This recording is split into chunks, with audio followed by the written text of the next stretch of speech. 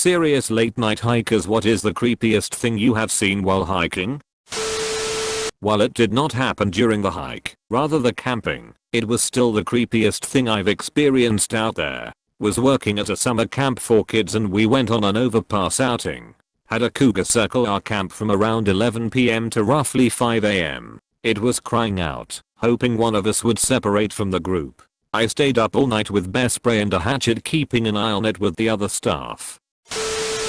I go hiking in the woods that permeate my town, sometimes so late that I get to see the sun rise out there. The strangest thing I ever saw was what I could only describe as a shanty town was built up seemingly overnight deep into the woods. Simple little hovels made of scrap metal and bed sheets and a small fire pit that someone had made out of an old tire, with the fire still burning.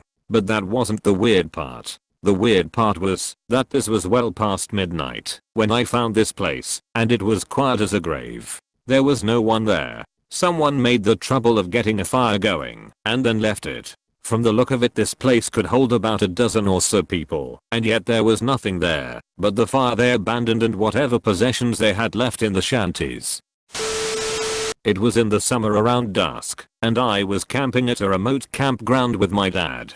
There was a lake right next to the grounds and my dad and I would trail blasé through the forest right next to the lake, because if you went far enough there was a really pretty waterfall. A few strange things happened on this hike. We found a slash pile that had a little kid's shoe on top. When we came to a small clearing, my dad had to take a leak to he faced one side of the clearing and I faced the other, and we both clearly heard a child say, "I'm over here." My dad thought it was me, and when he realized it wasn't, we spent half an hour looking for someone, but we found nobody. After that, we gave up on going to the waterfall and started to make our way back to camp, but there were clear sounds of something following us. Twigs snapping, bushes shaking. We haven't been camping there since.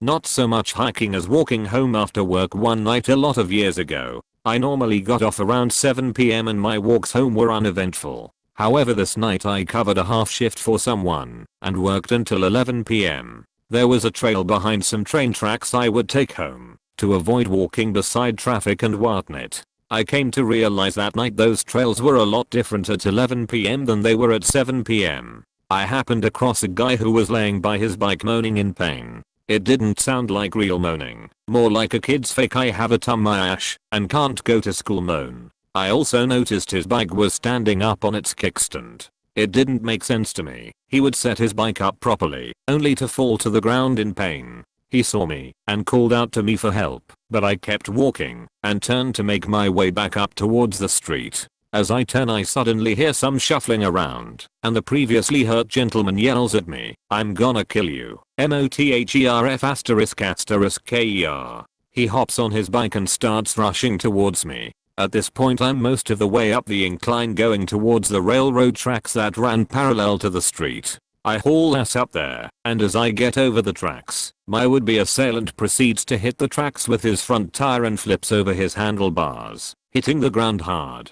He is now moaning in pain for real, and makes genuine calls for help. I used a payphone at a gas station to call the cops and explain what happened. They get there, and the officer explains to me this guy's a village idiot who does this ***T to rob people, and it's not the first time they had to pick his ass up after he biffed on a bike trying to rob someone. I told the officer he threatened to kill me and he laughed. Walking home from a party late at night. I'm just enjoying the beauty of the city at night when I notice a man walking about a block behind me. 2 blocks later he's getting closer, so I cross the street. What'll a coincidence. His route needs him to cross too. Half a block later I cross back. Oh hell no. Yeah, he crossed back too. About 2-3 blocks ahead I see a homeless person pushing a shopping cart. I start jogging towards them and call out, excuse me. I'm so sorry, but do you mind if I walk with you a bit? Because, turn back towards my little shadow friend. This asshole doesn't think I notice him following me. Homeless person turns out to be elderly black lady. She doesn't miss a trick. Pulls out this big ass Bowie knife from her cart and waves it at the man in the lamplight so he can see. What you gonna do? You wanna play Geo home? Guy F***KS off fast. She was astounded that I approached someone like her, especially since it was not immediately obvious she was female from a distance in the dark. I was like I knew he was trouble. I figured even if you were a man, best take my chances that you weren't. She walked with me for a bit, and we chatted about stuff. Nice lady. Usually, it's what I hear. Large, fallen branches snapping just out of sight of my headlamp. Or waking up an hour later and hearing steps and leaves rustling, but too exhausted and fearful to inspect or want to know. Probably nothing important anyway. One time I returned to my car after a late night hike with friends and my SUV was covered in foot/hand/paw prints. They were just so large and even dragged a little in the dust. It was on/near a large military base in the mountains. I think some local enlisted may have made them to scare us. But it was just so well done. Pretty scary for all of us, because it's what you'd imagine the Blair Witch would do. No animal did it.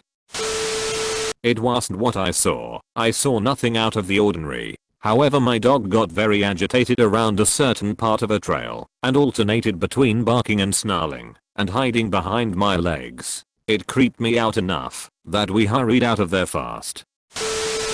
I used to run at night. One night I ran under a tree and went through a spider web face first. I freaked out and flung my head towards my hands to wipe the web away. When I did that, I felt something big and heavy plop onto the top of my head like a squirrel. I grabbed it and screamed. Turns out it was just my ponytail flopping forward, but man, it was a terrifying 10 seconds. Lots of flailing. The amount of people who go hiking alone at night, some of you're leaving without a flashlight, is surprising. Subscribe for more daily content. Thanks for watching.